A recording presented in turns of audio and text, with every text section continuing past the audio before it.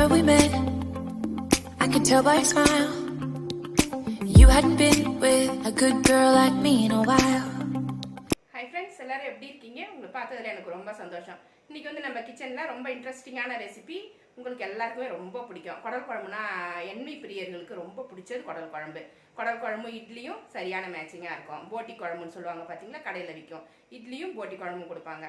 அதை எப்படி வாங்கி நம்ம சமைக்கிறது, க்ளீன் பண்றது அப்படின்றது தெரியாமலே நம்ம அதை ரொம்ப சமைக்கிறது இல்லை.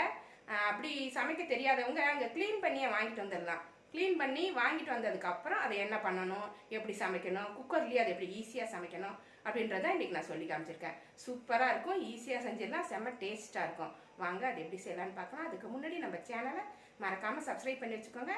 கூடவே இருக்கிற பெல் ஐக்கானே ப்ரெஸ் பண்ணி வச்சுக்கோங்க. Thank you friends. வீடியோவை முழுசாக பாருங்கள்.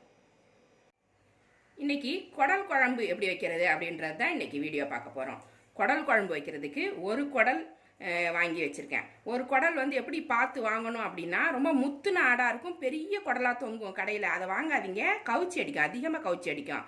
ரொம்ப சின்னதாக வாங்கினாலும் கொல கொலன்னு இருக்கும், உங்களுக்கு ஒரு பிசுபிசுப்பாக இருக்கும். மீடியம் சைஸ் குடலாக பார்த்து வாங்கணும், அப்போ தான் அது நல்லாயிருக்கும், கவுச்சி அடிக்காது, நல்லாயிருக்கும். அதை வந்து வீட்டில் எடுத்துகிட்டு வந்து க்ளீன் பண்ணணும் அப்படின்னு ட்ரை பண்ணாதீங்க. நான் அது மாதிரி ட்ரை பண்ணுறது கிடையாது. அதான் உங்களுக்கு க்ளீனிங் வீடியோ நான் போடல பாருங்கள். கடையிலேயே கொடுத்தோன்னா ஒரு 50 ரூபா கொடுத்தோன்னா அவங்களே நல்ல வெந்நீரில் கொஞ்சமாக தான் சுண்ணாம்பு போடுவாங்க, போட்டு நல்லா க்ளீன் பண்ணி இந்த மாதிரி பாருங்கள், நல்லா வெள்ளை வெளியேறுன்னு கட் பண்ணி கொடுத்துருவாங்க. இந்த மாதிரி கட் பண்ணி கொடுக்கும்போது நம்மளுக்கு ஸ்மெல் இருக்காது. இதை இப்படியே நம்ம குழம்புல போடக்கூடாது. அவங்க கட் பண்ணி இந்த மாதிரி க்ளீன் பண்ணி கொடுத்தாலுமே இதை நம்ம ஒரு தடவை கழுவிடணும். எப்படி கழுவணும் அப்படிங்கிறத இப்போ பார்க்கலாம். இந்த மாதிரி அவங்க வெள்ளை வெளியேன்னு க்ளீன் பண்ணி தருவாங்க. நம்ம ட்ரை பண்ணால் இந்த மாதிரிலாம் கட் பண்ண முடியாது, கவுச்சியும் அதிகமாக இருக்கும். வீட்டில் நம்மளே அது கவுச்சி தன்மையெல்லாம் நம்ம கையால் க்ளீன் பண்ணிவிட்டு அப்புறமா நம்ம சமைக்கும்போது நம்மளுக்கு அது பிடிக்காமையே போயிடுது. அந்த வாசனை அடிக்கிறதால நம்மளுக்கு பிடிக்காது, அது பேட் ஸ்மெல் அடிக்குது பாருங்கள். அதோடையே சேர்த்து நம்ம சாப்பிடும்போது அந்த ஞாபகமே இருக்கும், அந்த க்ளீனிங் வாசனையே வரும், நம்மளுக்கு சாப்பிட்றதுக்கு இன்ட்ரெஸ்ட்டாக இருக்காது. அதனால தான் நான் கடையிலேயே க்ளீன் பண்ணி வாங்கிட்டு வந்திருக்கேன். நல்லா இந்த மாதிரி க்ளீன் பண்ணி கொடுத்துருவாங்க. இப்போ வெந்நீர் சூடு பண்ணியிருக்கேன் பாருங்கள். வீட்டுக்கு வந்த உடனே 2-3 தடவை நல்லா வாஷ் பண்ணிவிட்டு இந்த மாதிரி வெந்நீர் நல்லா கொதிக்குது. நல்லா 1 ஸ்பூன் மஞ்சள் பொடி இதில் போட்டு விட்ருங்க. ஒரு எலுமிச்சம்பழம்,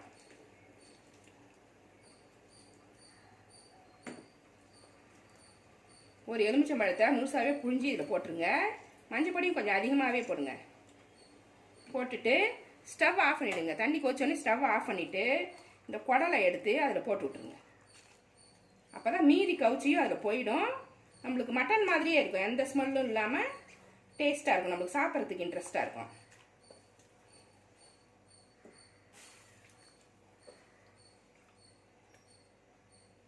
இந்த மஞ்சப்பொடியும் இந்த லெமனும் அதோட கவுச்சி தன்மையை பூரா எடுத்துரும். குடலை ஃபுல்லாக போட்டுட்டு ஒரு தட்டு போட்டு மூடிடுங்க. அது பேசாமல் ஒரு 15 நிமிஷம் அதிலேயே ஊறட்டும். அதுக்கப்புறம் நம்ம 2 தடவை வாஷ் பண்ணி எடுத்து வச்சுக்கிட்டாதான் இது சமையலுக்கு ரெடியாக இருக்கும். அதுக்கப்புறம் தான் நம்ம சமையல் ஆரம்பிக்கணும். அப்படியே நீங்கள் போட்டுட்டிங்கன்னா குழம்பு ஃபுல்லாக கவுச்சி அடிக்கும், நம்மளால் அது சாப்பிடவே முடியாது. ஃபஸ்ட்டு இது க்ளீன் ஆகட்டும்.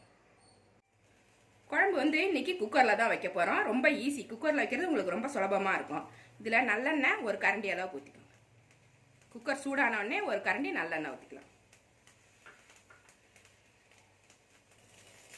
எண்ணெய் சூடாயிருச்சு. இப்போ பட்டை, கிராம்பு, ஏலக்காய், பிரிஞ்சி இலை, சோம்பு எடுத்து வச்சுருக்கேன். இதை போட்டு நல்லா தாளிச்சு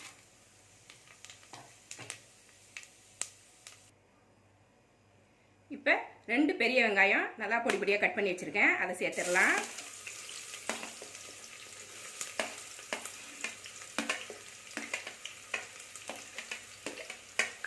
ஒரு 4 பச்சை மிளகாய் எடுத்து வச்சுருக்கேன், இதையும் போட்டு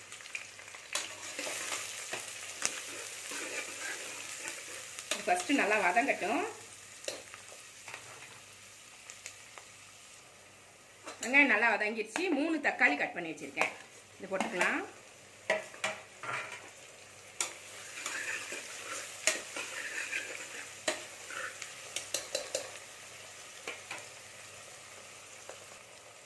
தக்காளி வதங்கிடுச்சு. கருவேப்பிலை கொஞ்சம் போட்டுக்கலாம்.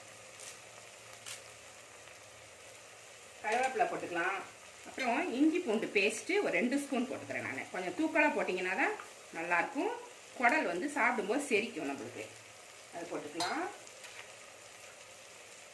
இப்போ தனி மிளகாத்தூள் எடுத்து வச்சுருக்கேன். இதில் காரத்துக்கு ஏற்ற மாதிரி போட்டுக்கோங்க, எவ்வளோ காரம் வேணுமோ போட்டுக்கோங்க.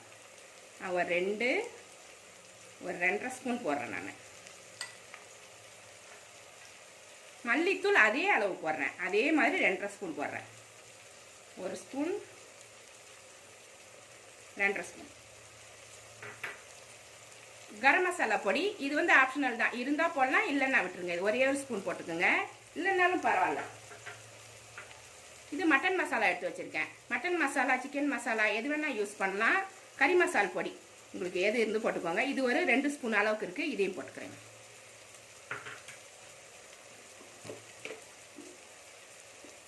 மஞ்சள் பொடி ஒரு 1/2 ஸ்பூன். உப்பு தேவையான அளவு போட்டு ஒரு 2 ஸ்பூன் போட்டுக்கலாம். அப்புறமா டேஸ்ட் பண்ணி பார்த்துட்டு அப்புறமா தான் நம்ம நிறைய போடணும். இப்பயே போட்டோன்னா கச்சி போயிடும். எல்லாத்தையுமே சேர்த்து கொஞ்சம் நேரம் அப்படி கலந்துடும். ஸ்டவ்வை கம்மியாக வச்சுட்டு கலக்கணும், இல்லைன்னா அந்த பொடியெல்லாம் தீஞ்சு போயிடும்.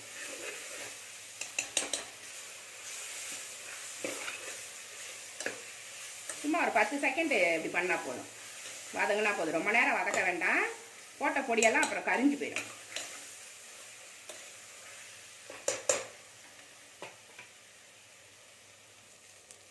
அடுத்தது வேக வச்சு எடுத்து வச்சுருக்கோம் பார்த்தீங்களா, குடல் வேக வைக்கலாம். வெந்நீரில் போட்டு வடிகட்டி வச்சுருக்கேன். வெந்நீரில் போட்டு ஒரு 10 நிமிஷம் ஆன உடனே இந்த மாதிரி நல்லா ஆயிடுச்சு பாருங்கள்.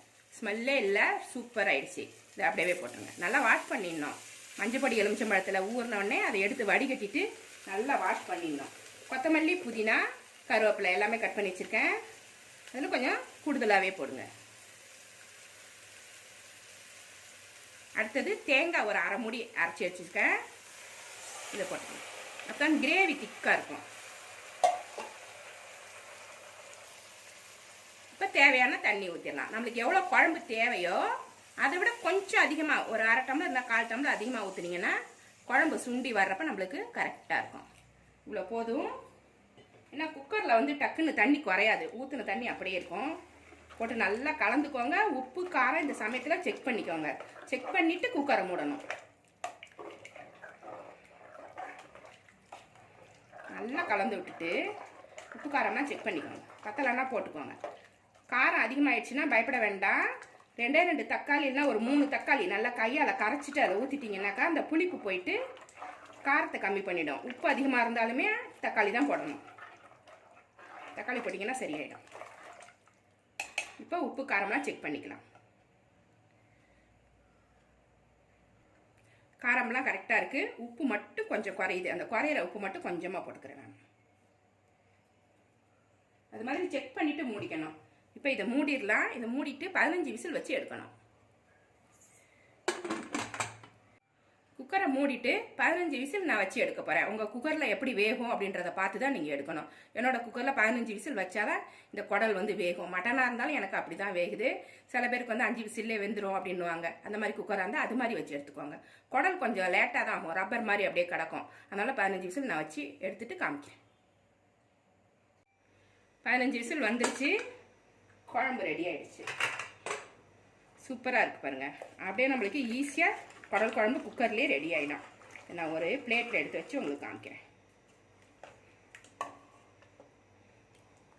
சூப்பராக இருக்கும், நல்ல டேஸ்ட்டாக இருக்கும், ஈஸியாகவும் வச்சிடலாம். இது சாதத்துக்கும் நல்லாயிருக்கும், இட்லிக்கு ரொம்ப நல்லாயிருக்கும். இட்லி, தோசை, ஆப்பம் எல்லாத்துக்குமே நல்லாயிருக்கும். எவ்வளோ சூப்பராக இருக்குது குடல் குழம்பு. ரொம்ப ஈஸியாக வச்சிடலாம். இந்த ரெசிபி உங்களுக்கு பிடிச்சிருந்தா நம்ம சேனலை சப்ஸ்கிரைப் பண்ணி வச்சுக்கோங்க. கூடவே இருக்கிற பெல் ஐக்கானையும் ப்ரெஸ் பண்ணி வச்சுக்கோங்க. லைக் பண்ணுங்கள், ஷேர் பண்ணுங்கள், கமெண்ட் பண்ணுங்கள். இவ்வளோ நேரம் என்னோடய வீடியோவை பார்த்த எல்லாருக்குமே நன்றி. Thank you friends.